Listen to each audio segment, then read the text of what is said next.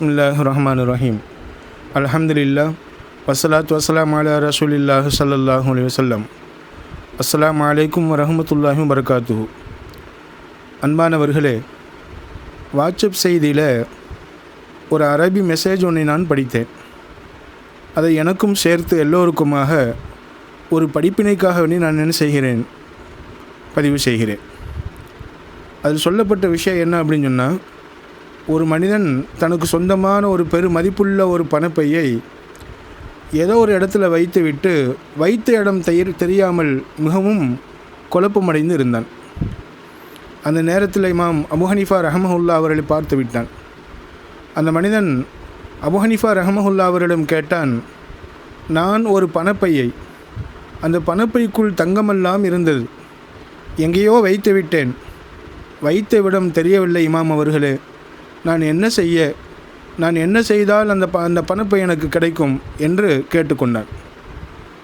அப்போ இமாம் Abu Hanifa ரஹ்மஹுல்லா அவர்கள் கூறினார்கள், நீ போ, பணப்பை கிடைக்க வேண்டும் என துவா செய்துவிட்டு இரவு முழுவதும் தூங்காமல் தொழுகையில் ஈடுபடு, இன்ஷா அல்லாஹ் கண்டிப்பாக உன்னுடைய நினைவிற்கு வந்துவிடும் என அபு ஹனீஃபா ரஹ்மஹுல்லா அவர்கள் கூறினார்கள். அந்த மனிதன் ஆவலோடு இரவு ஆரம்பித்ததுமே தொழுக ஆரம்பித்து விட்டான். கிட்டத்தட்ட ஒரு 1.5 மணி நேரம்தான் தொழுதிருப்பான். வைத்த இடம், அந்த பணப்பையை எந்த இடத்துல வைத்தானோ அந்த வச்ச இடம் அவனுடைய நினைவிற்கு வந்துவிட்டது. பணப்பையையும் எடுத்து விட்டான்.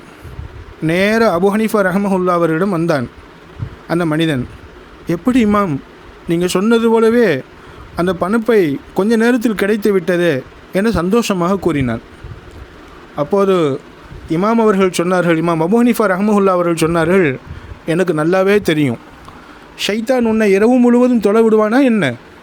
ஷைத்தான் கண்டிப்பாக உன்னை தொலை விட மாட்டான். அவன்தான் உனக்கு நினைவுபடுத்தி உள்ளான்.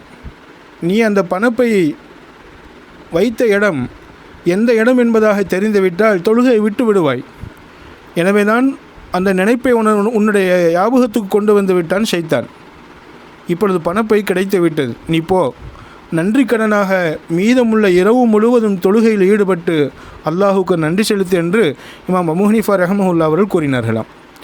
எனவே அன்பானவர்களே, ஷைத்தானின் சூழ்ச்சிகளை புரிந்து பாவச் செயல்களை விட்டும் தவிர்ந்து வாழ்ந்து அல்லாஹுவின் பேரன்பை பெற்றுக்கொள்வதற்கு எல்லாமல் அல்லாஹ் முதலில் எனக்கும் பிறகு நம் அனைவர்களுக்கும் நல்லொருள் புரிவான என கேட்டுக்கொண்டு விடைபெறுகிறேன். அஸ்ஸலாமு அலைக்கும் வரஹ்மத்துல்லாஹி வபரகாத்துஹு.